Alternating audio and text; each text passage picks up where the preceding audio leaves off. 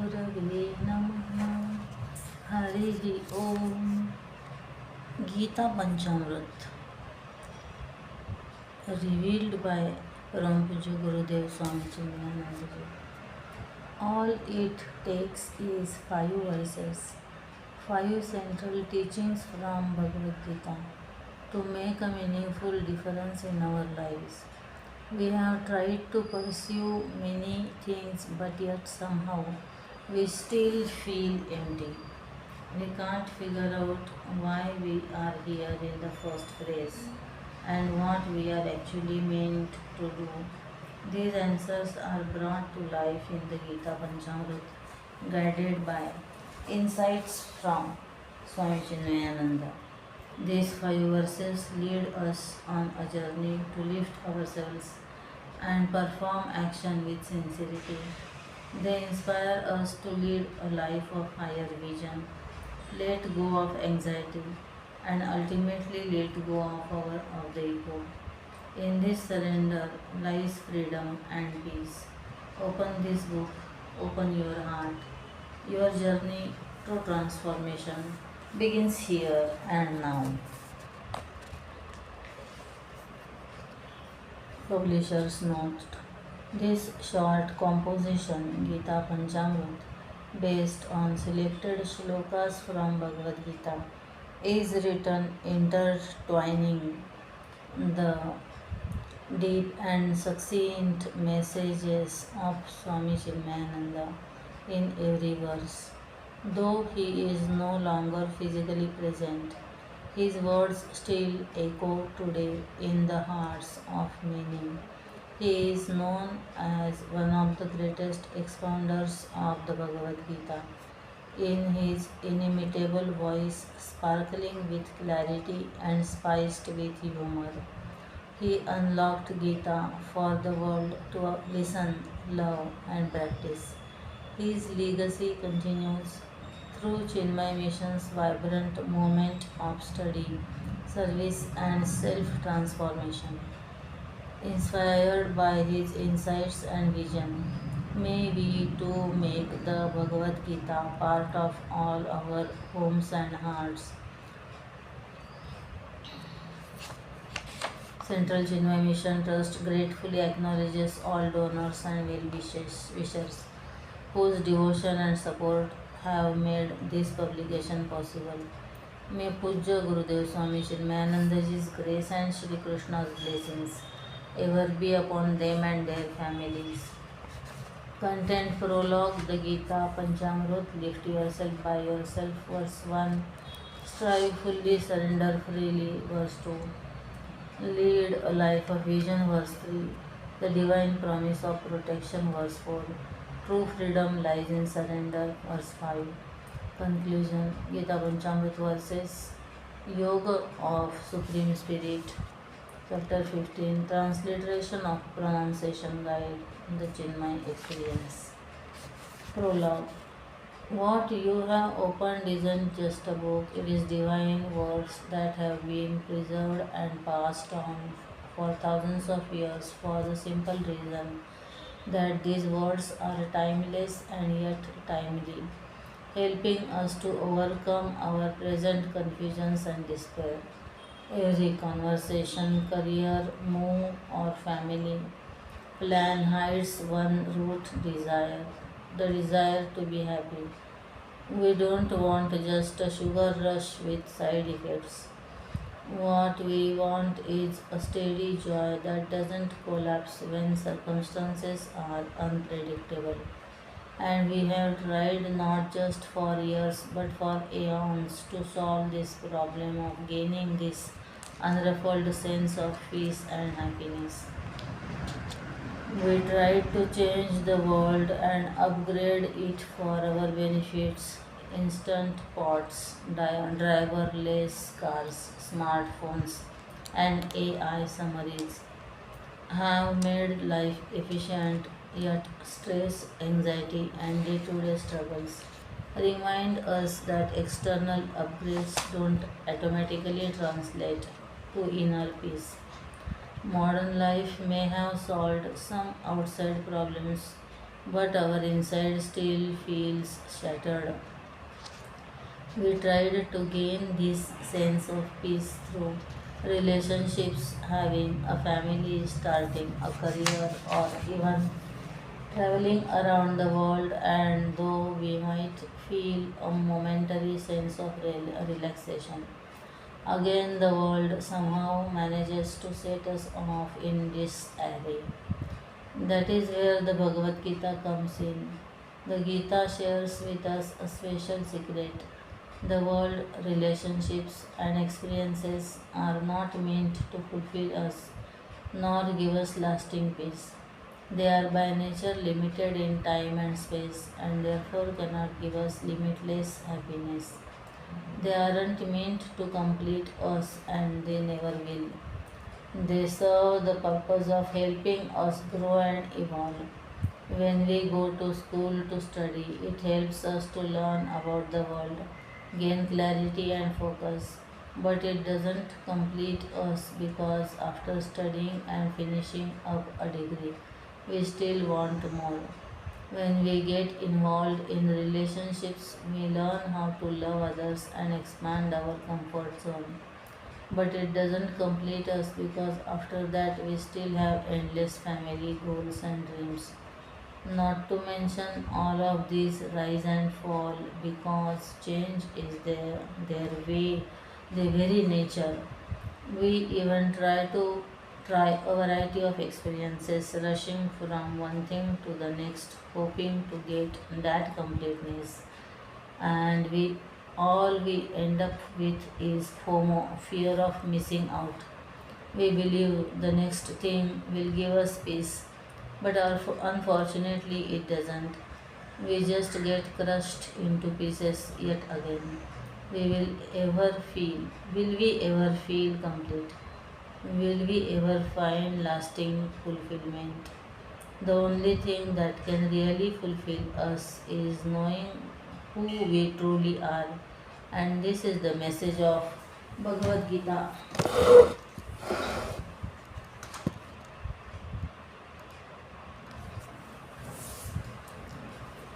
Once we realize this, everything makes perfect sense. We will feel harmony and peace within us and within the entire universe. Swami Chinmayananda and the Gita. While it is easy enough for us to pick up the Gita and read it by ourselves, there are many words hidden between the lines, many expressions underlying each verse. To unravel the Gita and present its majesty to meet the needs of today's people is the job of a master, one who has not only studied and shared it but lived it in every breath. Swami Chinmayananda spent over 42 years in service of humanity with the aim of inner transformation and upliftment of society through the knowledge of the Gita. He brought out the Gita from people's libraries and bookshelves to the core of their hearts. Swami Chinmayananda. It is obvious that the blessings of materialism can remove the agony of poverty, the sorrows of illness, the discomforts of a limited life within any underdeveloped community, but the philosophers unveil with convincing logic that in spite of the highest standard of living that we may create for our community in the nation, man cannot yet feel happy in his ambitions and live contented in his relationships with others merely because he has plenty of food, clothing, shelter, and all other amenities of a peaceful and efficient national life. It is here that we feel the irresistible logic behind the view put forth by the Bhagavad Gita. In short, when the modern world, in its majestic, materialistic, materialistic viewpoint, strives to bring about a higher standard of living by improving the world around man. The deep thinkers of the scriptures and rational philosophers conclusively indicate that the happiness and glory of the world depend upon the standard of life that the individuals come to live. If the citizens are strong, efficient, industrious, and self sacrificing, then the nation becomes great. If the individuals are selfish, immoral, idle, and corrupt, it would be a sad nation indeed. In individual redemption lies national redemption and progress. Hence, the importance of this great divine song, the Bhagavad Gita, in rebuilding our nation, in the rediscovery of the Bharatiya culture, and in the ultimate development and growth of our young nation. The Gita Panchamrit. The Gita Panchamrit is a series of 5 verses from the Gita, which are carefully selected by Swami Tejomayananda and Swami Swarupananda because they offer a complete spiritual path, guiding the seeker from self effort to surrender and from purposeful action to inner freedom. For the 75th year of the Chinmay Mission movement, all seekers are invited to partake in this beautiful practice of chanting, singing, studying, and reflecting on the Gita's essence, living its wisdom and sharing its light. Through simple and consistent practice, it becomes a source of strength, clarity, and inspiration in daily life. Bhagavad Gita and the Gita Panchamrit. The essence of the Bhagavad Gita is the Mahavakya, Tattvamasi, that thou art. This statement reveals that the divinity within us and the divinity underlying the entire universe is one and the same.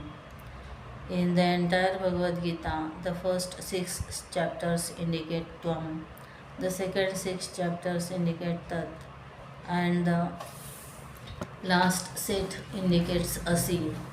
The same breakdown of these chapters also represents the three key yogas: Karma Yoga, path of selfless action; Bhakti Yoga, path of devotion; and Jnana Yoga, path of knowledge.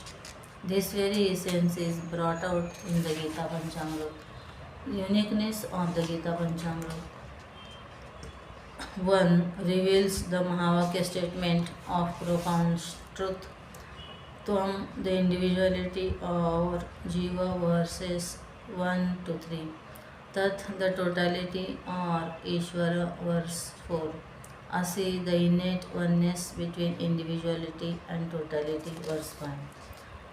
2. Embraces all paths as mentioned above. These verses also represent the three key yogas: Karma Yoga, verse 1 to 3, Bhakti Yoga, verse 4, and Jnana Yoga, verse 5. Contains the essentials. This contains 3 fundamental chapters of the Bhagavad Gita, chapter 2 and 18, which contain the summary of the Gita in prospect and retrospect, and chapter 9, which is the center of it all, speaks to all. These verses speak to everyone regardless of their background, race, religion, gender, and identity. Within each of us there is a seeker seeking for something higher, whether it is a breath of fresh air, a moment of pause, or maybe a deeper peace. If this is where you are, then these verses are exactly for you. Gurudev said, these are times when religion must march out of the forests and temples, churches and mosques, gurudwaras and vihars, into places where man is striving in his despair and turning sore in his incorrigible cynicism and impossible disillusionments. The Gita is a ready made textbook which serves us where we are. whoever we may be, whatever may be our problem, irrespective of place and time, caste and creed. The Gita serves us. This is the special charm of the spiritual textbook, the Bhagavad Gita. Verse 1, lift yourself by yourself. Bhagavad Gita 6.5. उद्धरेदात्मनात्मानं नात्मानमवसादयेत् आत्मैव ह्यात्मनो बन्धुरात्मैव रिपुरात्मनः. One should lift oneself by oneself, one should not lower oneself. The mind is verily one's friend, the mind is one's own enemy. The instruction, lift yourself. When we think of the word lift, it is usually a movement from a lower place to a higher possibility. It can be as simple as lifting a glass to our mouth to drink some water, or a machine lifting gravel to build a road, or even a caring mother lifting a child into her arms. In our day to day lives, we also desire some kind of lift in the form of a career promotion and image enhancement, or just a simple desire to excel in a new routine. The very fact that there is a wish for a lift shows that there is some desire for us to go higher. We may not know where, but somehow inside of us, we know that there is something deeper to life, but something prevents us from moving higher. Mm, Gurudev says, there are times in our lives when we feel that we are ineffective and inferior. We are often troubled by a poor self image. We compare ourselves unfavorably with others and then become highly pessimistic, negative, prejudiced, and biased. We start worrying about everything, worry of the past, fear about the future, anxiety about the outcome of our actions and reactions. Daily vexations all shroud our vision and outlook on life. This verse of the Bhagavad Gita urges us that now it is time to lift ourselves from all these notions of insecurity, self doubt, anxiety, and fear. Don't wait another moment. Whatever is holding us back from lifting ourselves to a higher state of achievement, drop it. But what should we lift ourselves to? The ideal. Everybody exists, it is only a few who live. To live, you should have an ideal. You have to find an ideal, like let us say, excellence in your own profession, or a political belief, an economic system you may like to propound, a social value, or simply your own moral attitude. Uncompromisingly, you will have to live up to it. Under any circumstance, you must be ready to die for it if necessary, but not yield an inch. One ideal you find, and the best in you starts coming out. Until this ideal is there, the best never comes out.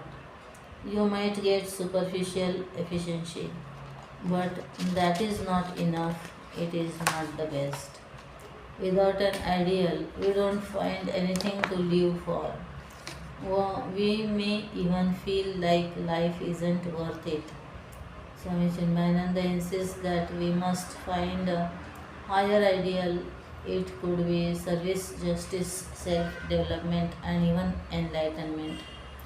But there must be something that inspires us to be the best version of ourselves, realize our true potential, and serve humanity. Consider sport players who are part of a team. If their goal is simply to have fun and hang out with friends, then they won't rise to their full potential. The moment they change their ideal and aim for something like higher, like the state of national championship or even the Olympics, automatically their entire life starts to transform. They develop more discipline, seriousness, and professionalism, and they rise to such great heights that they never imagined possible. The ideal can also be a value that we are aspiring to cultivate, like the discipline of waking up early or sleeping on time or self control in using social media and the internet. It can be breaking free from our comfort zones, traveling to a place we have never been to before, or it can be being open to embrace a new way of life, leaving behind our past preconceived notions. Can we get some help? After beckoning us to lift ourselves, the Gita adds a side dish or a chutney by yourself. We may ask for help from our family and friends, but there is a limitation to the assistance they can provide. If we are sick, even if a doctor brings the medicine right in front of us, it is still we who have to take it. If we are hungry, even if someone brings food in front of us, it is still we who have to eat it. At the end of the day, we have to lift ourselves no matter what. Gurudev jokes it if a friend is hungry and you told her that you would eat dosa for her to satisfy her hunger, would this work? It might sound funny, but sometimes this is what we expect others to do for us. Our present and future welfare thus mainly depends on ourselves. Let us never look outside ourselves for help. Let us not fall into the delusion that the influence of others would enable us to do better or accomplish more.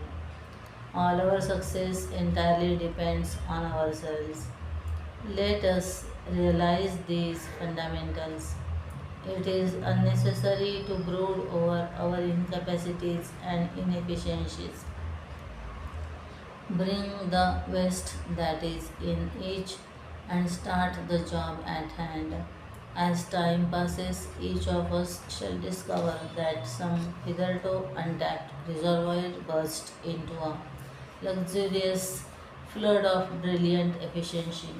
This is the law, nobody can gainsay it.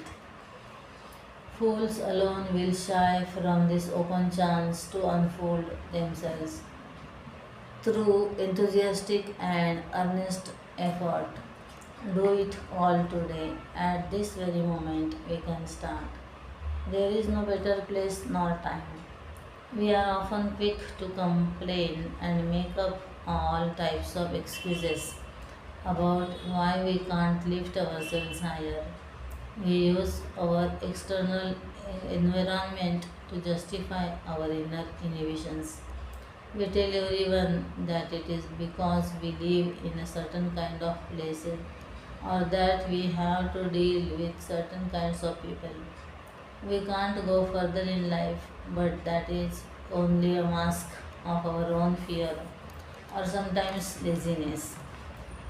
The incompetent and the ineffectual alone grumble that they would have done much more had the circumstances been different. A dynamic man on the march to his victory will not waste time waiting for and looking forward to a possible better environment in which to act and wherein he can win.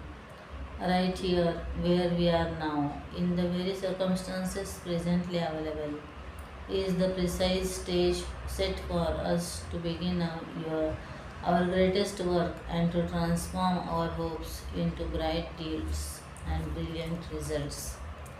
The danger of fall. Having lifted ourselves, the Gita tells us not to lower ourselves. First, we must understand that only those who have risen can fall. Those who are at rock bottom can never fall. So, if we are falling, that means at least we were rising. Now it is all about just holding on on to our goal and being patient with ourselves. It is not like we will magically accomplish everything overnight. We might trip every now and then, even fall flat on our face, but if we keep trying step by step, then we are sure to achieve. It is but human to make mistakes, to fall prey to some temptation, to get enchanted by some false emotion, or to elope with a wrong intention. But how quickly one can regain his original goodness measures one's spiritual poise acquired. In short, fall often as you must, but don't lie down there you have fallen where you have fallen like a rock. Be yourself ever like a rubber ball. Rebound and pant up to reach again the summits from where you had the fall. All spectacular successes were achieved in little courageous steps taken with self confidence and faith and in the nobility of the final goal chosen.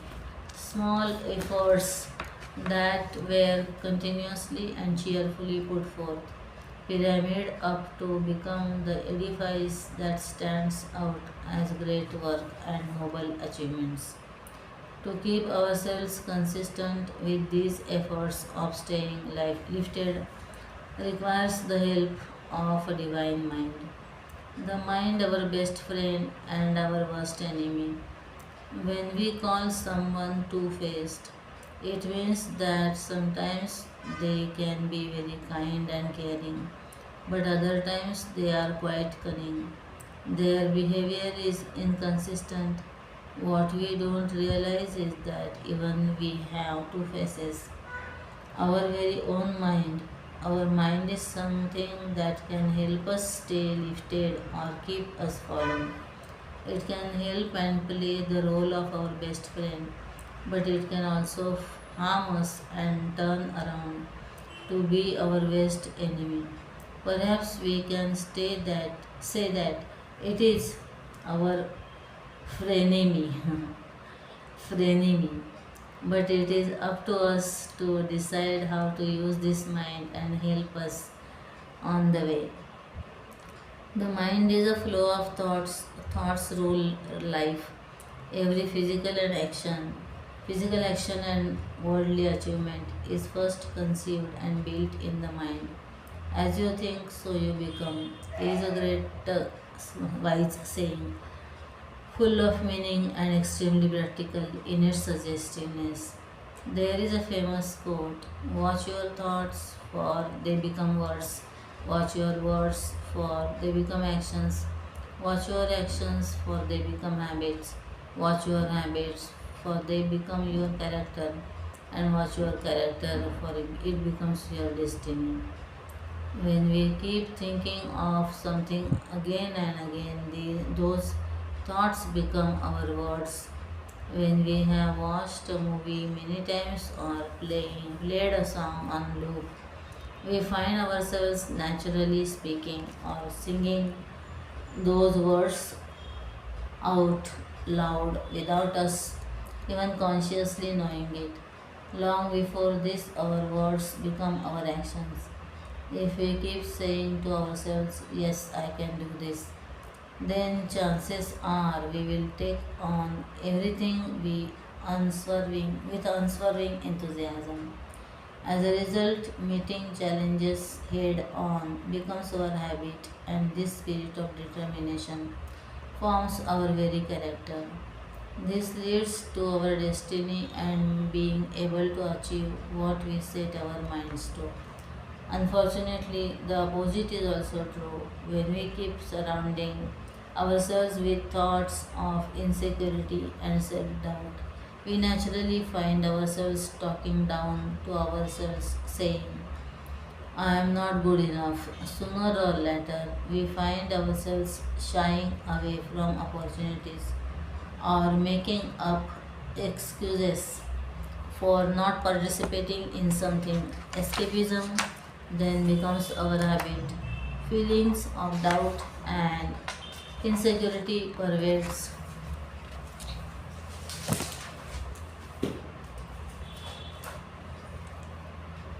pervade our character and lack of achievement becomes our destiny. Art of self elevation. Frequent contact with great masters satsang will elevate our thoughts and emblazon, emblazon for us a strengthened outlook on life. The more often thoughts are consistently maintained on a higher standard, the nobler our life and actions will be. Staying in satsang means being around people who are sincerely striving to lift themselves to a higher ideal. It means being in environment that keeps us inspired and energized to act for a greater purpose. It can also mean being in the company of elevating media. At present, we are exposed to various types of media from everywhere. There may be a lot of information but not enough transformation. Being selective of the types of media we consume and ensuring that we keep our minds focused on positivity is a powerful method of satsang. We can also keep our minds elevated by remembering ourselves of our ideal daily and by sticking to a set routine no matter what. Therefore, in this verse, the Gita asks us to lift ourselves by ourselves. Occasional falls will occur, but we can choose to fall like a rubber ball and not a fallen rock. Staying lifted requires us to befriend our mind by being conscious of our thoughts and being in the company of the noble. So, for self development, each one must independently strive in himself and all by himself. Externals such as a guru, the temple, or church or mosque, the great scriptures, study penance, rituals, rules of conduct, are so on, are all perhaps useful, but the essential factor is our own individual anxiety to improve, our sincerity in self application for bringing about our own inner transformation. External assets may help in a transfusion of ideas, but transformation is the final stage. This can only be achieved by the individual himself.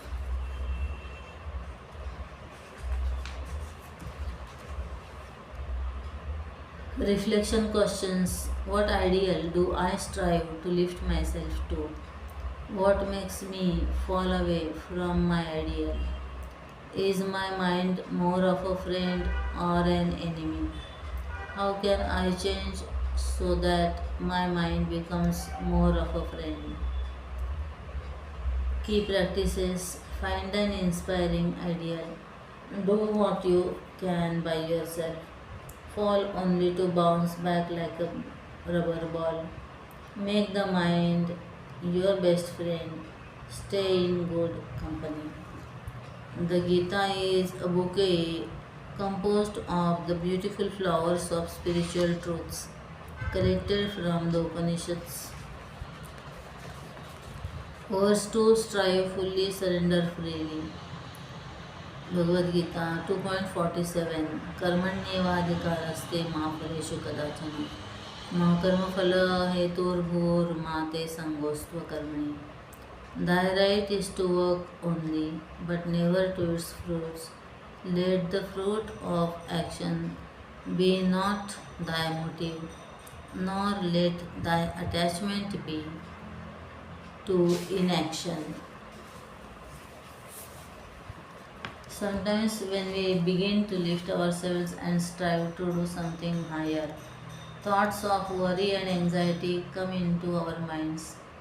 Will we make it? Will this work? It is then that the Bhagavad Gita, in her motherly voice, tells us that our right is only in the action and not the result. Many people misinterpret this verse, saying that the Gita asks us to act without thinking about the results.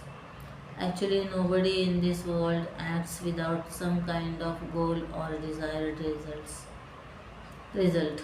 What the Gita asks us to do is to act without worrying about the results. Once we have all clearly crafted a higher ideal or vision, the Gita asks us to focus our entire time and energy on the action because that is the only thing in our control. We can choose to keep thinking about the outcome. What is going to happen? Will it turn out okay? Will we get what we want? But that really doesn't help the situation, and we will see why. Let us view the contrast between the attitude of work, Karma Yoga, as defined by the Bhagavad Gita, versus the attitude that we generally have. Focusing on action, Karma Yoga attitude. Focusing on the outcome, general attitude. Concentration, distraction. Relaxation, stress and anxiety. Acceptance, insistence. Surrender, worry. Concentration versus distraction. When we are focused entirely on the action, 100% of our attention is on the action. Our minds are exactly where our hands are. Therefore, the quality of the action is much more beautiful and divine. On the other hand, when we focus partly on the action and partly on the outcome, our attention is dissipated and distracted. Instead of giving 100% in the moment, we only give 50-60% because the rest of the mind is thinking about the unknown over which we have no control at that point of time. The quality of this kind of action is inferior and often needs to be reworked, redone, and re examined. This takes so much more time and effort. To focus our energy on what we are doing right now is the highest creative act in the world. Relaxation versus stress and anxiety. When one is so fully engaged in their work, they actually lose themselves in it. A well known saint named Swami Ramatirtha said that work is actually rest. When a thinker, philosopher, poet, scientist, and any other worker attunes himself to a state of abstraction, and rises to the heights of resignation to such a degree that no trace of personality is left in him, then only does God, the master of musician, is takes up his own hands and organs or instruments of his body and mind and send forth grand vibrations, sweet notes, exquisite symphonies out of him. This means that when someone is so focused on their work, they lose themselves in it. The singer loses themselves in the song, the athlete loses themselves in the game, the writer loses themselves in the writing.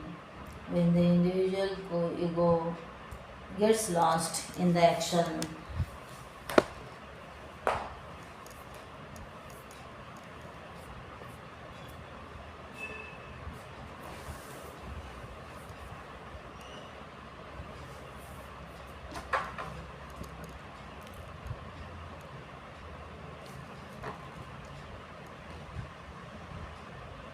divinity now has space to act through them, and the best and most beautiful work comes out. Learn to bring your mind where your hands are working. Then see the results. Action becomes excellent, and success is the tribute life pays to excellence. However, when we are distracted while acting. A part of the mind is under stress and anxiety, often thinking about what will happen, what will be, and whether everything will turn out okay. What if we fail at something? What if we lose? What if the other person does better than us? What will people say? The mind gets drained quickly because instead of spending its full energy on the task at hand, it expends effort on imagining outcomes, creating unnecessary stress and anxiety. The stress and anxiety also affect the health of the physical body. Under this kind of pressure, we can't really enjoy what we do. Acceptance versus insistence. When one is completely relaxed, they experience so much joy in the action itself, and they need not wait for the result to feel fulfilled.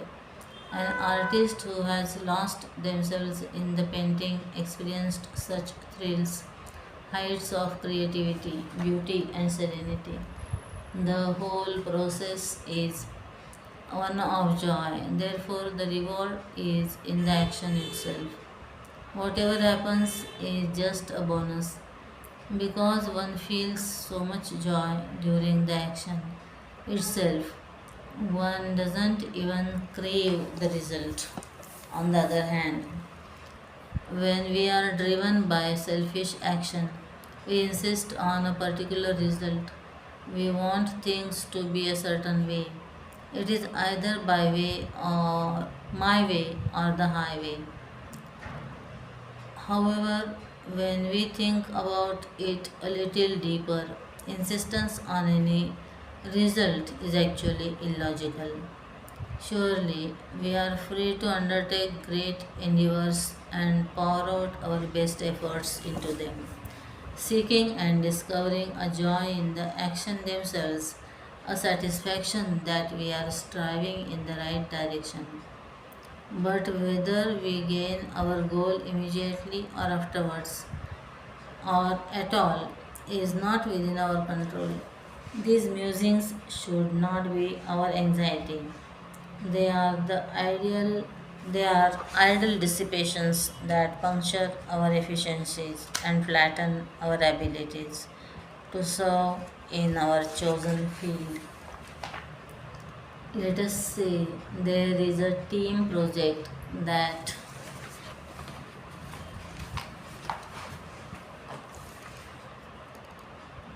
needs to be worked on and presented. What are all the factors that need to come together for your team to complete it on time? Agree to meet at an appointed time and take up responsibility. Do the appropriate research. Complete the assigned portion promptly. Rehearse with teammates prior to presentation. Remember lines during the presentation. Can you think of how many factors are in your control in the above scenario? We cannot control whether people will show up to the meetings, do their assigned parts, do thorough research, and ensure that their work ties into the vision of the project. The only thing we can control is our effort and attitude. We cannot control what others do, we can only inspire them to do their best by doing our best ourselves. When we raise ourselves to be the best version of ourselves, this inspires others to do the same. This work may better this works way better than nagging team members constantly to do their work. Surrender versus worry. When one understands that what matters most is their effort and attitude, and the result is beyond their control, they operate from an attitude of surrender. Surrender here doesn't mean that one doesn't do anything. Surrender means that one does the action fully and lets go of distraction, distress, anxiety, insistence, and worry. When we choose to worry instead of surrender, it creates a lot of agitation in our minds. It keeps our minds focused on something that we are unsure about at the very moment.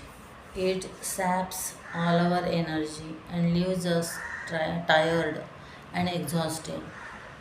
There are three causes for the dissipation of mental energy: regrets of the past, anxieties of the future, for the future, and excitements in the present. The mind can be liberated from these clutches by surrendering itself at an altar, a goal, or an ideal. Once having surrendered the results of an action to the altar of your dedication, be it God or the nation or a profession, the result no longer belongs to you. The action becomes an act of worship. In this surrender, you have surrendered your anxieties and fears. So the work will come out efficiently. Your work will have quality, beauty, fragrance, and performance and perfection. You too will become a genius. The Gita therefore asks us to lift ourselves, strive for a higher ideal, focusing completely on the action and surrendering our worry and anxiety for things that we simply cannot control. Act we must, for inaction is not an option. We have no choice. Work we all must. The liberty to work or not to work does not belong to man. Our luxurious freedom is in choosing to work rightly in the spirit of love, dedication, sacrifice, and joy, and with no anxiety, no fear, no excitement for the results. Man alone can direct his actions intelligently to reach a well conceived, beneficial goal. Such intelligent creative action, elaborately planned, systematically executed, with alert discipline, in a joyous spirit of teamwork, is work that can transform life and enrich the community. Reflection questions: what does it mean to solely focus on the action in the present? When was the last time I was completely focused on an action? What was the what are the things that divert my mind away from the here and now? How do I deal with these distractions? Even if I understand that I don't have control over other people, why is it so difficult to surrender? Key practices: concentrate, keep your mind where your hands are. Relax, lose yourself in the joy of the action.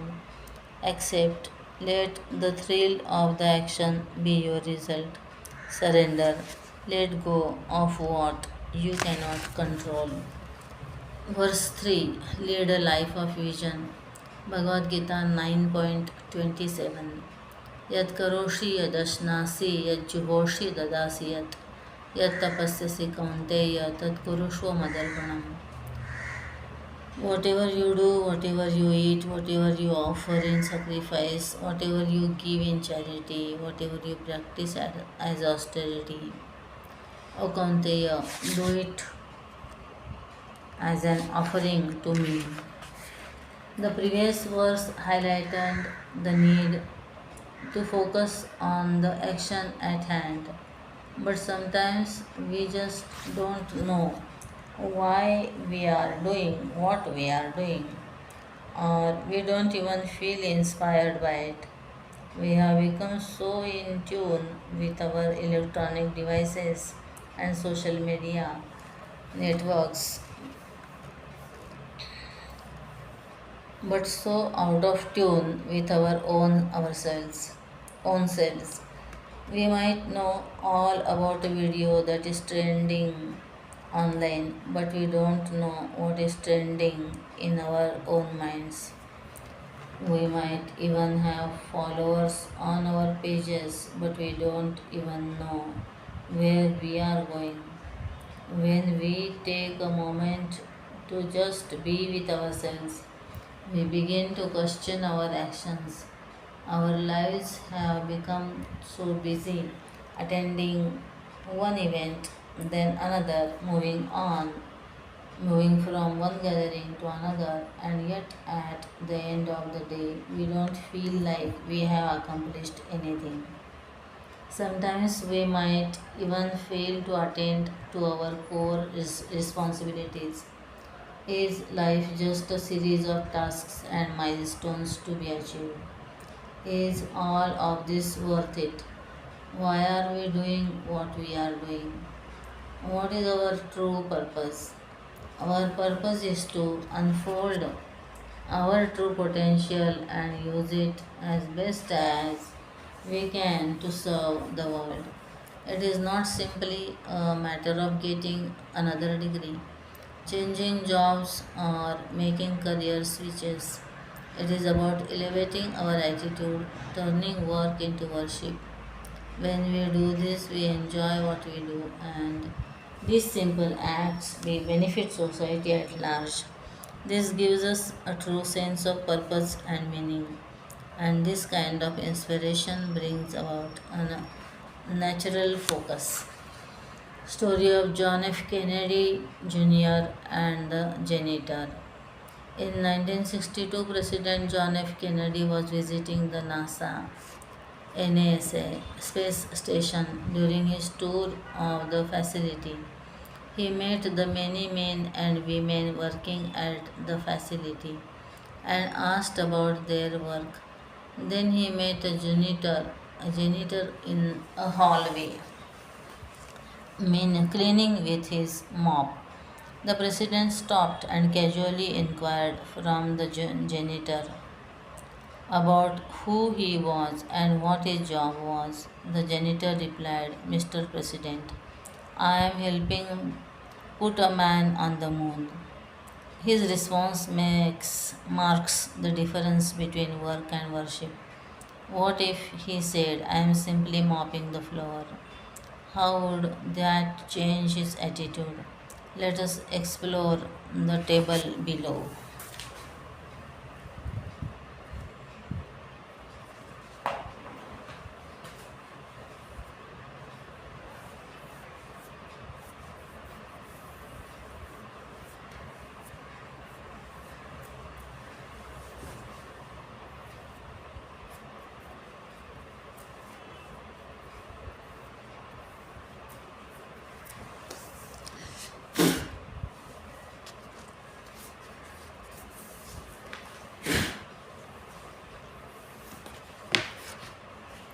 Category work, selfish vision, I am mopping the floor.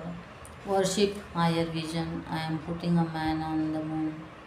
Vision driven by the need to gain material wealth, driven by doing a good job that will benefit everyone. Attitude may not enjoy their work and just see it as something that they have to do. Will be inspired to come and contribute to such a large vision. If they feel like will ensure to keep the place clean and tidy so that it is easier for everyone to work and find things. Fulfillment may make enough money to put food on the table but will not find fulfillment in work. Will most likely have enough money and internal fulfillment. Based on the above table, who would you hire? Who would you like to work with? Most importantly, who would you like to be? Worship means acting with a greater, higher vision, or dedicating our actions into divinity. This is different from work. which is merely acting for one's own selfish agenda. In the above anecdote, it is very clear that it is not about one's profession. It is all about shifting the attitude with which we act. We can either be motivated by purely selfish desires on one end of the spectrum of selflessness at the other. Many people today don't have a definite ideal to channel their activities. Many work with a selfish attitude and with a vision that does not go beyond the interests of their own families. When we work with a narrow, selfish attitude, we find little joy in the work, only monotony, monotony and fatigue. However, when a person dedicates himself to a nobler cause, he becomes more efficient and successful. The higher the goal, the greater will be our inspiration. As we serve the world, we discover new resources of energy, welling up in us to pour out in tireless activity. Thus, it is necessary to have a clear and creative goal in life so that we may look up to it and draw inspiration from it. As we discover such a goal and surrender ourselves to it, we unleash a new dynamo of energy within ourselves. In this particular verse, the Gita takes just five simple acts and teaches us how to transform them into worship, indicating that every single thing can indeed be a worship of divinity. When we offer every single thing as an act of worship, then we are truly leading a life of vision. Act for totality, not for thirst. All actions start from intentions. When our intentions are pure, then our actions reflect that same purity. But when our intentions are impure, our actions become selfish. A pure action is a selfless one that always thinks and envisions for the benefit of totality. Anytime that we act with such an intention, that action is a worship unto the divine. It can be as simple as ordering food that everyone will enjoy versus ordering something that only we like. That in and of itself is worship. It can also be as practical as envisioning the creation of a new building which is both sustainable and caters to the welfare of those who surround it. On the contrary, when we act out of thirst, we just focus on our own self interests, forgetting that we are just a tiny speck in the whole entire multiverse. To the extent we work for larger schemes to bless a vaster section of humanity, to that extent the attachment loses its poison and comes to bless the age. Many poisons serve as medicines in their diluted form, while the same in a concentrated form can bring instantaneous, instantaneous, instantaneous death. The ego and egocentric desires bind and destroy man, but to the extent he can lift his identification to include and accommodate in them larger sections of the living world, to that extent the attachment gathers an ethical halo, a divine glow, and becomes a cure for our subjective pains and perfections. Eat for sustenance, not for satisfaction. How can eating be a worship? A very simple way is to understand why we eat. Eating is not merely for enjoyment, but it is for sustaining our body so that we can perform our duties to the best of our abilities. If we decide to fill our stomachs with junk food and too many sugary treats, we can start to feel bloated and sick, making us unfit to serve. If we eat too much, we often feel sleepy and tired. In these two scenarios, there is not much we can do for ourselves or others. But when we eat food that is suitable for our body with awareness and gratitude, then we are filled with energy that can be used in whatever we do. Pray for purity, not for possessions. Sacrifice means the rituals and prayers that we offer. Many times we visit the temple and offer prayers and we think that is spiritual. Outwardly it may seem so, but what is in our minds at that time? We aren't going to the temples to seek divinity. We are going to ask for good health, pray for a suitable match and the birth of a child, the success of a business, and so on. We are using divinity to get to the world. Sure, we may break a coconut every now and then or offer something in charity to the temple. But in reality, that isn't worship, that is a negotiation.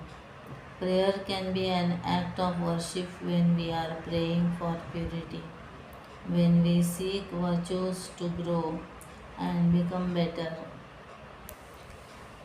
seek forgiveness for our misgivings, or when we simply offer gratitude.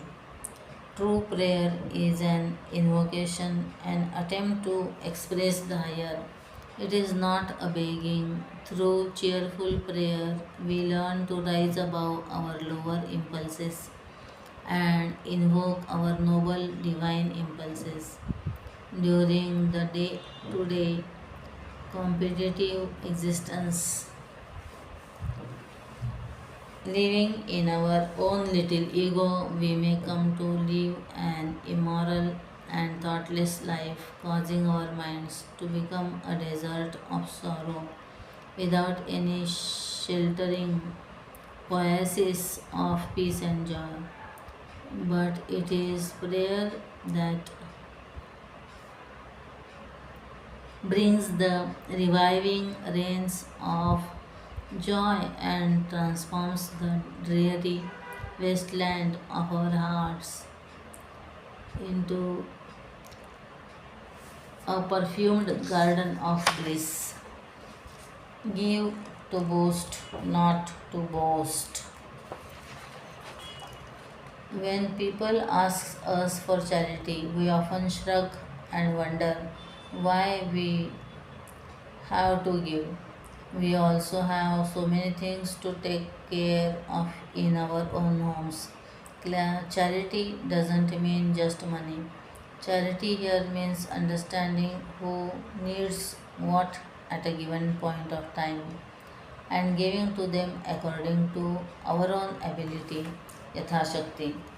We can give food, money, time, or even just a smile to bring love and nourishment into someone's home.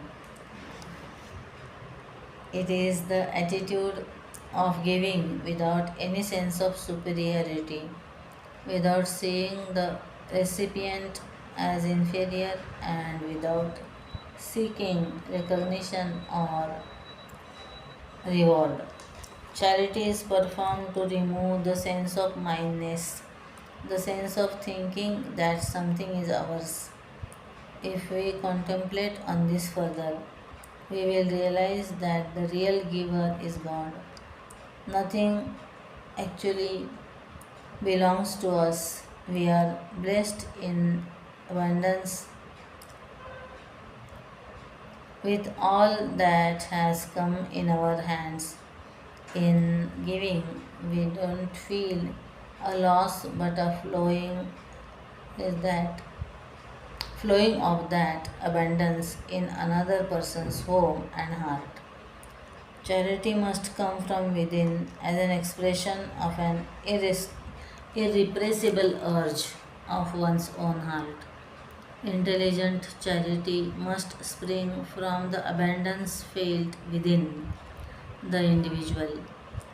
He who feels impoverished by giving has not done charity, but the mere physical act of giving away. Discipline for growth, not for glamour. Tapas or austerity is the practice of single pointed focus whenever we are intently focused on something for a higher purpose. That is austerity. We can reform austerity at the level of the body, speech, and mind. As mentioned earlier, it is not only about what we do but the intention behind it.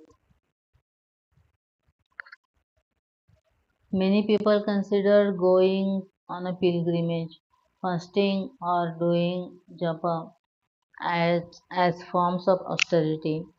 However, a very simple austerity at the bodily level is going to the gym to work out. How do we offer this action? When we go to the gym to work out with the purpose of looking, this boosts our ego and makes us think only of ourselves. The more we are focused on our own superiority or inferiority complex, the more we are thinking about ourselves and not others. But when we work out with the intention of nourishing ourselves, making our bodies healthier so that we can serve, this becomes a offering because it is using our austerity with the intention of being others. Every attempt at living in self control in all our contacts with the outer world, wherein all the efforts are dedicated for the higher purpose of evolving ourselves into a diviner being, is called a tapas. In and through these five acts, acting for totality, eating for sustenance, praying for purity, giving to boost, and disciplining for growth, we convert work to worship. This five are just taken as a sample to illustrate that easily that really everything we do can be a form of worship. It is something that can be woven in and through our daily lives. In and through our daily lives. When all the activities are performed in the spirit of offering, not only that our love for the Supreme increases in us, but also our entire life becomes sanctified with a noble purpose and a diviner aim. We can easily find how the Shastra, we can easily find that how this stanza provides us with an efficient and secret method by which the seekers are unconsciously made to remember the Supreme constantly, not in the deep jungles nor in secret caves, but right on the field of life's contentions. Reflection questions: what will it take for me to transform my life from work to worship? Which of the five pointers from the Bhagavad Gita do I resonate with most? What is the nature of our austerity? Nature of my austerity. Do I practice discipline and focus because I want to gain wealth, status, and fame, or because I sincerely want to serve and uplift society? Key practices: transform work into worship, act for totality, not for thirst, and eat for sustenance, not for satisfaction. Pray for purity, not for possessions. Give to boast, not to boast. Discipline for growth, not for glamour. Verse 4, the divine promise of protection. Shri Krishna provides instructions on what we must do in the first three shlokas. Now, in the following two shlokas, God reveals how He responds when we follow this path. Bhagavad Gita 9.22. अनन्याश्चिन्तयन्तो मां ये जनाः पर्युपासते तेषां नित्याभियुक्तानां योगक्षेमं वहाम्यहम्. To those who worship me alone, thinking of no other, to those ever self controlled, I provide what they need and preserve what they already possess.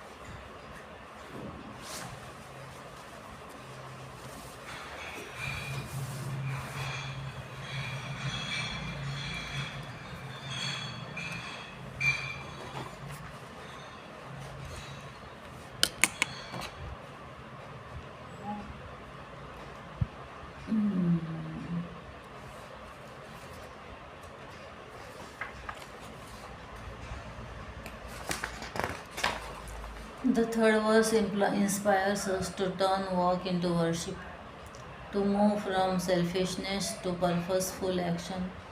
This sounds great on paper, but is it realistic? What happens if we live a life of worship? Will everything really be okay? We have bills to pay, families to feed, jobs to secure, and an endless list of day to day tasks.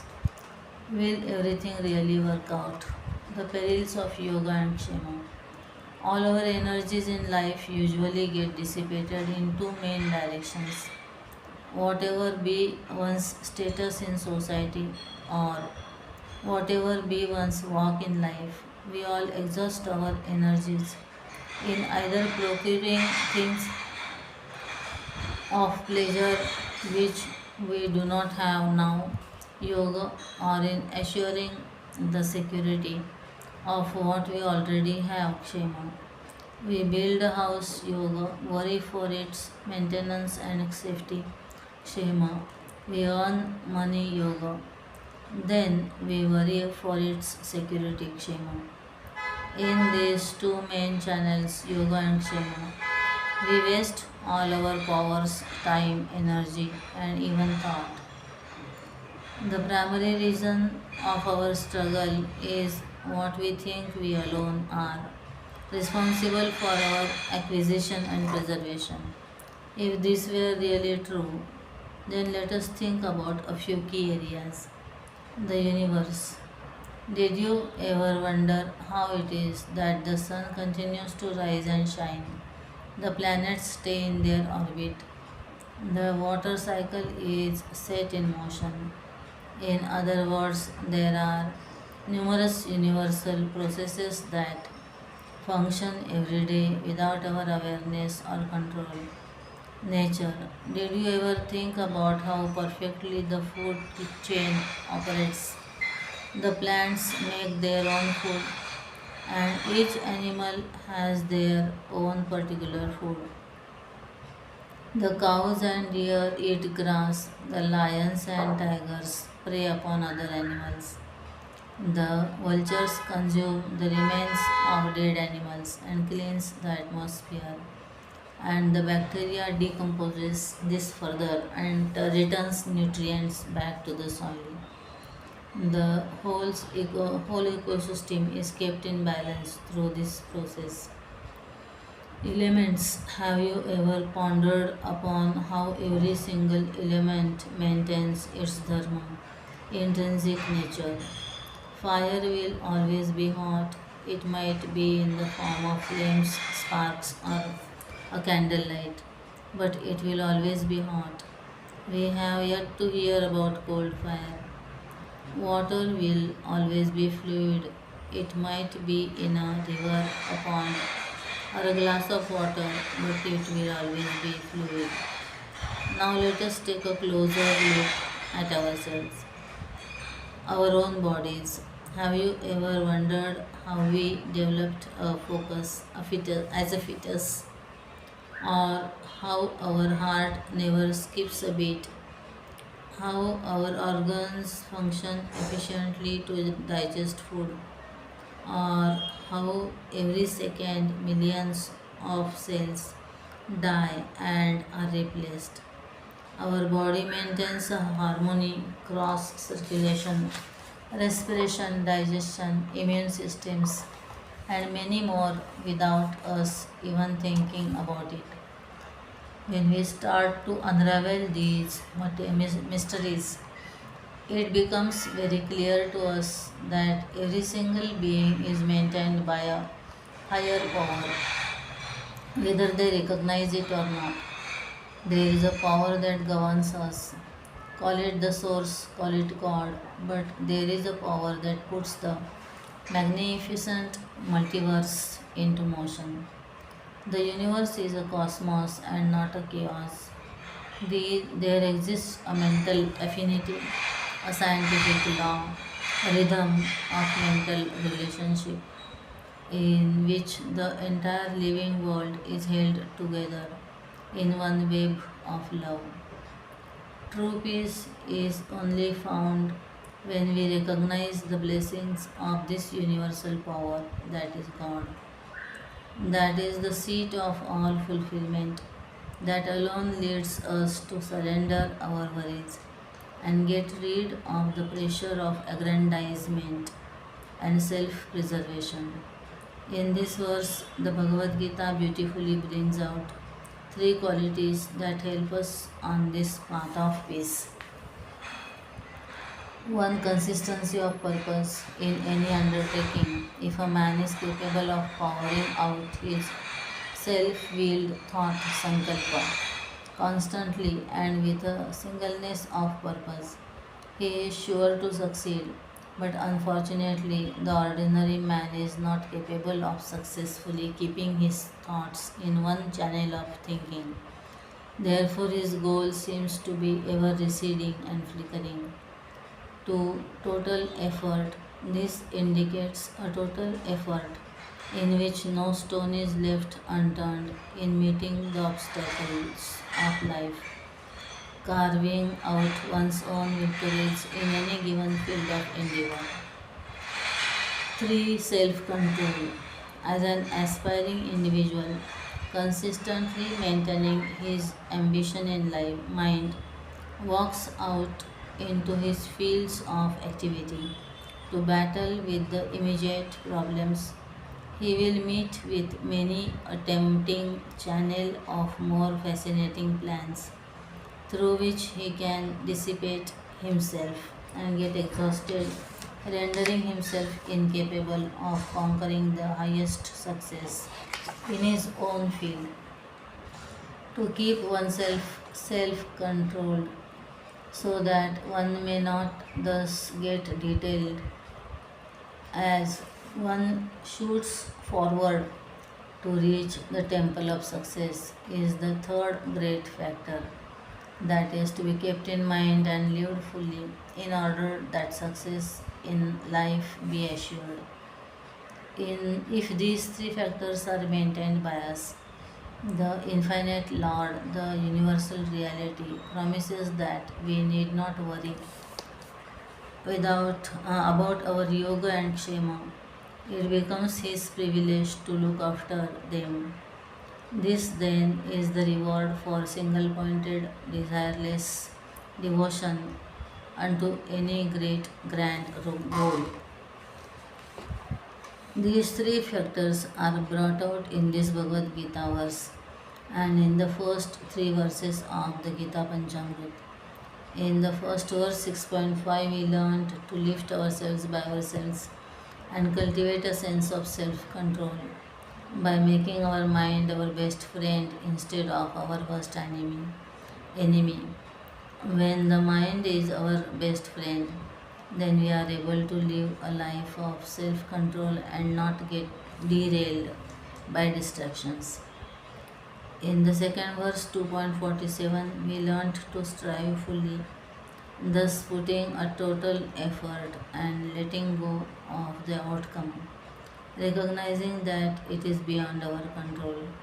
Often, the greatest obstacles come from our own minds as we dwell on regrets of the past, excitements in the present, and anxieties of the future.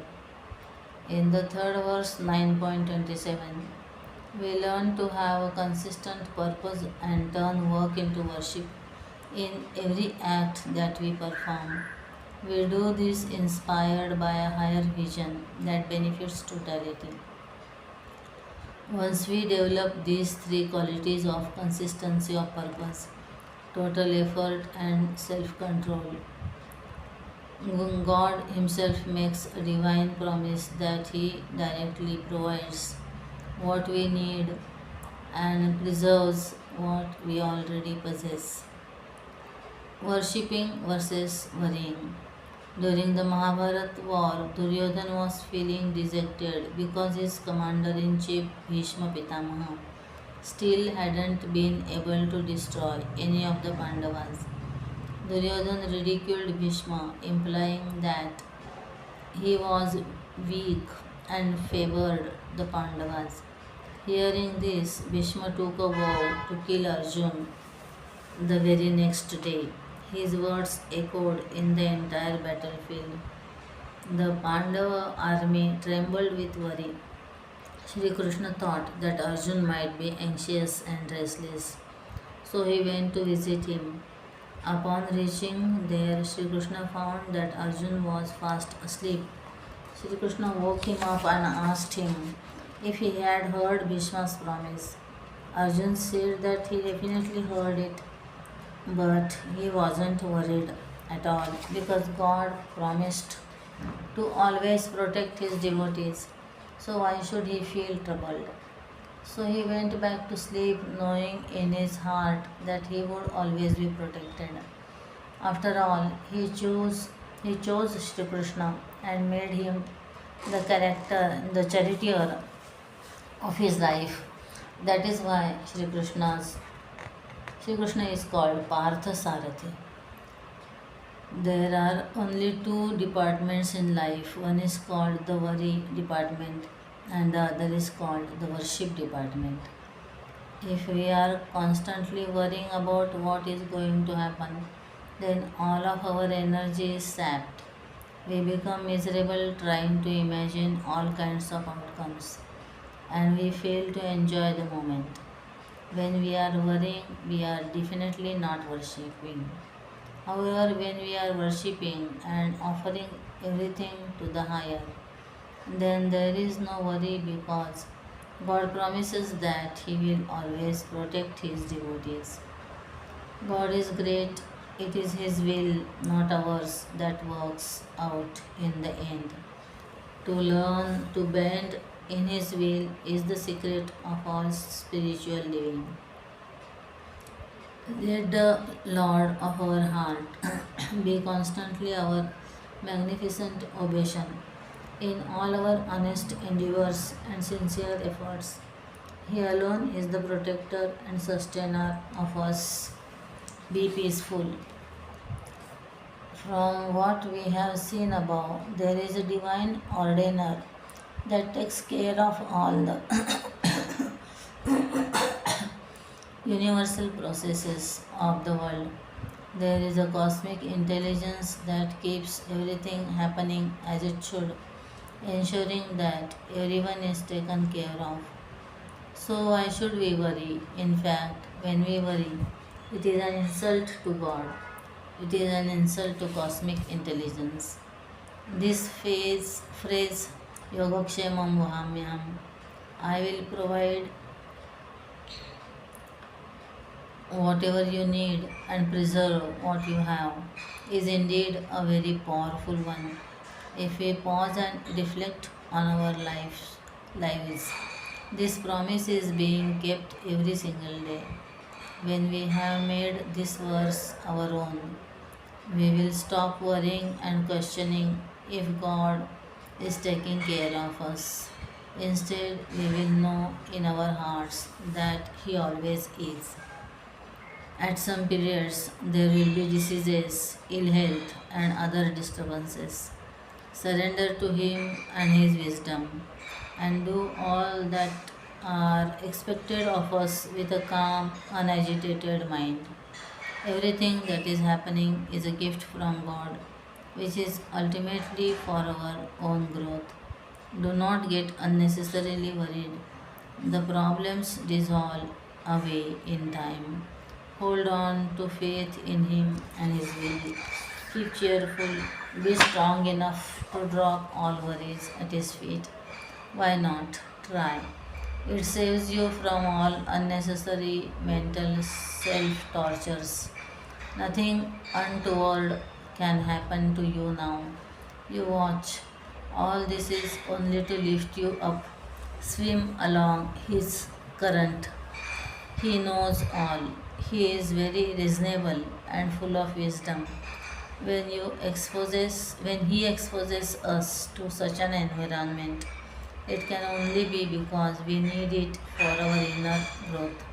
This is the way. Why worry? Reflection questions. Do I belong to the worry department or the worship department? Or do I shift between the two? How many ways has God already taken care of me throughout my life? Reflect. Can challenges in our lives also be a form of the Lord's divine protection? Key practices. Recognize the power behind the multiverse. Develop self control and keep the mind as our friend. Put forth total efforts in each action. Be consistent in pursuing a higher purpose. Truly worship, and you will never have to worry. Verse 5. True freedom lies in surrender. सर्वधर्मान् परित्यज्य मामेकं शरणं व्रज अहं त्वा सर्वपापेभ्यो मोक्षयिष्यामि मा शुचः. Abandoning all dharmas of the body, mind, and intellect, take refuge in me alone. I will liberate thee from all sins. Grieve not. After surrendering all of our worries at the feet of the Lord and having faith in His protection, is there anything else we should do? The final surrender is of the ego, because the ego is the root cause of all grief. Experience the grief. Grief is the intense feeling of suffering from something that has happened to us or others. Now, why does grief actually happen? When we look at a deeper meaning, grief happens because we wrongly analyze our experiences. For example, someone loses their phone. They try to look for it but are unable to locate it. There are three levels of how they approach this issue. Level 1, crisis. Oh no, I have lost my phone. It has everything about me and I won't be able to live without it. I don't know what to do. I feel so terrible right now. I can't deal with this. Help. Level 2, problem. I have lost my phone. I can't believe I did that. Why would I do that? What was I thinking? Level 3, situation. I have lost my phone. I was quite careless, but it is okay. Now I need to pick myself up. Let me take a step back for a moment and check all the places where it could possibly be. Now, what happened here? All of these are direct reactions and responses to the experience of losing the phone. But there is so much to learn about each level. Level 1, crisis. When things happen to us in life, we tend to get in crisis mode. This is where we panic, scream, yell, sometimes we even break down. We get overwhelmed by our emotions. Our mind becomes clouded and we are not able to think clearly. Our mind gets shattered. Level 2 problem. This is where we get upset and annoyed. Though we may not panic, we are still upset, and because of this, instead of dwelling on a viable solution, the mind just ends up dwelling again and again on the problem situation. This is where we take a breather. We might be a bit upset at others or ourselves even, but we acknowledge that now is not the time to wallow it in anger or sorrow. Now is the time to take a breather and calmly look for a solution to come out of this situation. If you treat a given event as a situation, it is just a situation to be dealt with. Keeping your mind calm, don't let the situation grow into a problem and then develop further into a crisis. In life, no one is free from sorrow, but we can be free from intense suffering called grief by analyzing our experiences correctly. Story of the two arrows. There was once a man in the forest who was shot by an arrow. It pierced his arm and he was bleeding. After this happened, he started worrying. Will I survive? What will happen to my arm? What about my family? These emotions were like a second arrow piercing him.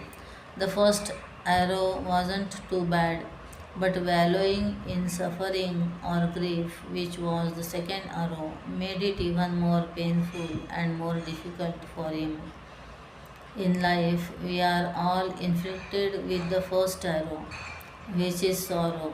Nobody is free from it. Everyone either has a physical disease, mental anxiety, a feeling of loneliness, poor relationships with others, financial hardships, etc. Even great saints and sages went through bodily disease. Everyone will be inflicted with the first arrow in some way or the other, but being inflicted with the second arrow, that is our choice. Sorrow will come, but grief or suffering is optional. Cause of grief. What is it that makes us suffer? If we think about it deeply, to the extent we identify with something, to that extent we suffer. We might have a bodily ache or pain, but if we keep ourselves busy in inspiring work or spending time with the people we love, we don't feel the suffering. But if we keep paying attention to it and identifying with it, then we feel the suffering deeply. We create our own additional layers of pain. When we look at our lives, it is not just about identifying with pain or disease, but the problem is deeper. It is about constantly identifying with our very own bodies, minds, and intellects. Ordinarily, we are identifying with these three instruments, the body, mind, and intellect. We feel that we are the body, we are this body, this pack of flesh of a certain height, weight, look, color, and gender. We identify so much with this body that we get bogged down with so many insecurities. We constantly compare ourselves to how others look and even question why we don't look like them. Next, we feel that we are our minds and often sway with its mood, swings, and emotional outbursts. Feeling joyful at one moment, anxious at the other, next peaceful and then again overwhelmed with stress. And finally, we feel that we are our intellects, our ideals, beliefs, and convictions. We think that we are of a certain status and feel insulted when people criticize us or feel respected when they shower praise. While we need the body, mind, and intellect to live and transact in the world, they are not who we truly are. They are merely tools through which we operate in our daily lives. The entity that identifies with the body, mind, and intellect is called the ego. With the body, I perceive all the objects. With the mind, I feel my emotions. With the intellect, I think my thoughts. The nature of the body, mind, and intellect is perceiving, feeling, and thinking. As a mortal, infinite ego, the seeker is living due to his identifications with them, the dharmas of his body, mind, and intellect, and exists in life as a mere perceiver, feeler, and thinker. The perceiver, feeler, thinker personality in us is the individuality which expresses itself as the ego. These are not our essential dharmas, and since these are the non essentials, renouncing all dharmas means ending the ego. Beyond the BMI, this might come as a shock to us because we have been raised to believe that this body, mind, and intellect is who we are. But if we think about it just a little deeper, we will find that we cannot be these instruments for these three simple reasons: I versus mind. Mine. When we use the term my, it is always something different from us. When we say my phone, it means that I am different and the phone is different and it belongs to me. When we say my house, it means I am different and the home is different and it belongs to me. Don't we all say my body, my mind, my personality? What is my cannot be I. They are merely instruments that belong to me, but they are not me. Changeless versus changing. The body, mind, intellect are changing every moment. Our bodies, when we were babies, are very different from our grown up bodies. Our thoughts yesterday are very different from the ones today. Yesterday we may have been relaxed and calm, but today we are on the go. Our personalities when we were children are very much different from what we understand ourselves to be now. Yet, throughout all of these, there is an underlying constant presence that remains the same. It is the witness of all the changes, the Atman. Subject versus object. When we think about our day to day experiences, we notice that there is always an experiencer and experienced object. For example, I, experiencer, is experiencing this book, experienced object. I, experiencer, is experiencing this computer, experienced object. The experiencer is always different from the experienced object. Aren't we all experiencing our bodies, minds, and intellects? We are definitely aware of our bodies, bodily changes, mood swings, and personality developments. If this is the case, then we must be the experiencer of the subject that is different from them. Then we must be the experiencer or the subject that is different from them.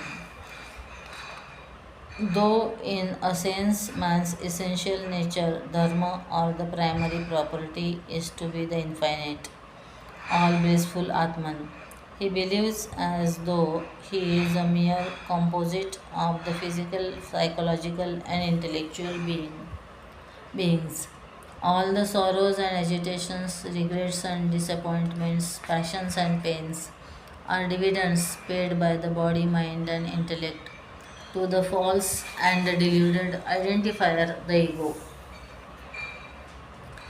The final surrender. Upon reading this verse at first, One might think that God is asking us to renounce all of our dharmas and our duties and seek Him. However, there is a deeper meaning to it. Dharma here doesn't mean our duties, it means our identification with the body, mind, and intellect. Ultimately, the ego. When the ego is renounced, then our divinity is revealed. Like the clouds that cover the brilliant radiance of the sun, our body mind identification with its subsequent sense of ego clouds the effulgent glory of the ever present God consciousness in us. To deny and reject our body mind identification and to assert our divine essence is the climax of all true prayer.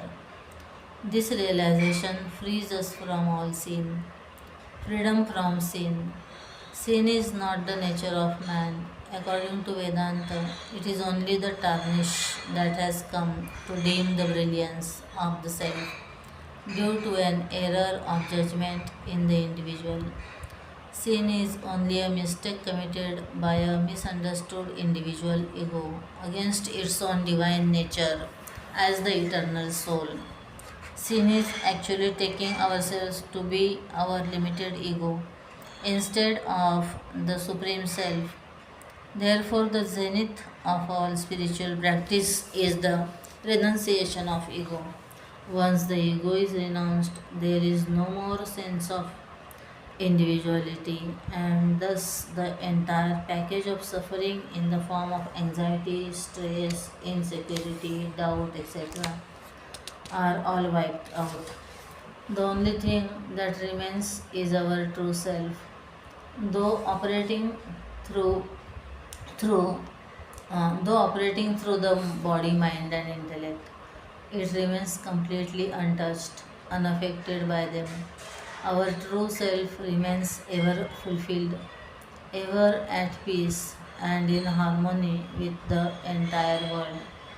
Having come to this realization, there is no more grief. All the scriptures unanimously declare that our enemy is the ego. The sorrow and sighs belong to the ego phantom. Sublimate the ego in constant vichar, in your discrimination of the real and the unreal. The false ego dreams ends. End the ego and end the woo.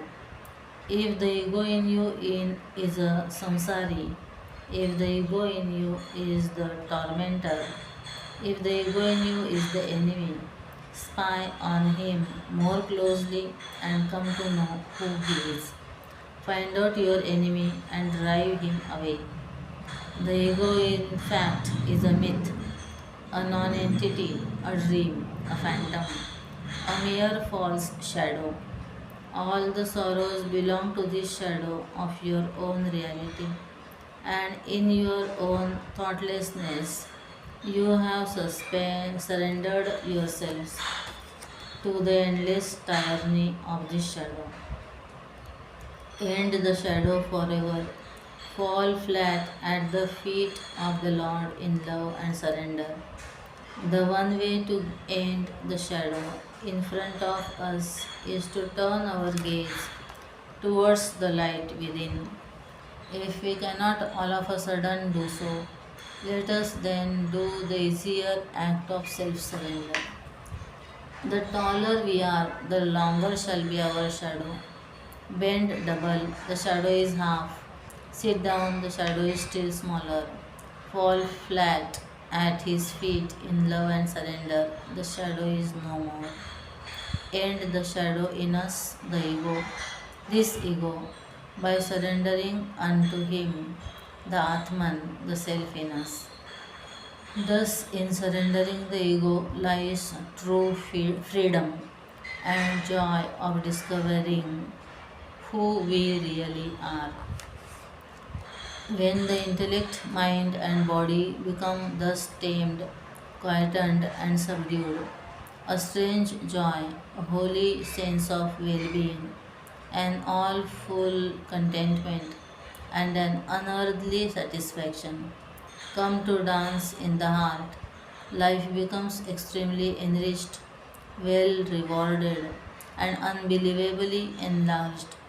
The individual discovers in himself, all by himself, independent of everything else, a new kingdom of meaningful happiness, the state of selfhood.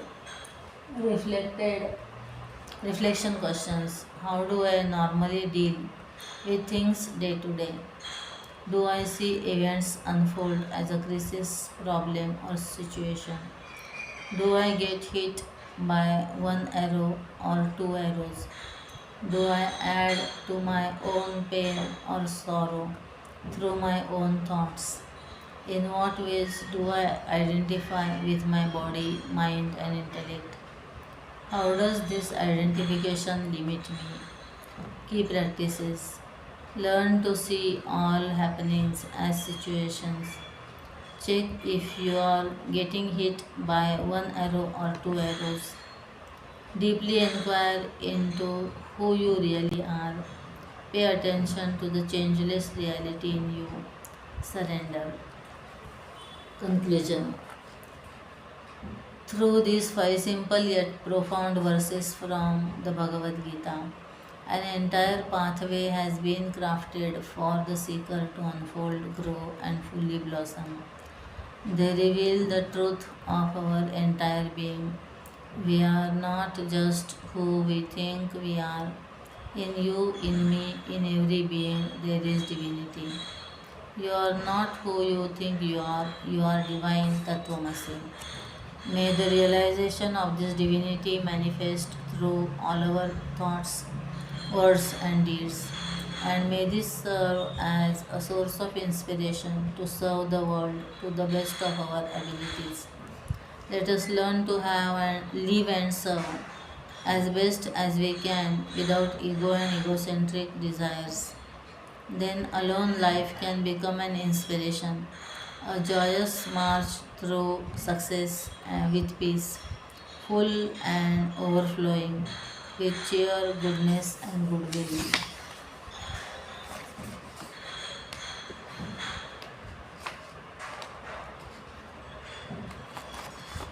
Come to Gita and keep on reading Gita again and again. You will discover a subtler and quicker joy and self expansion of consciousness.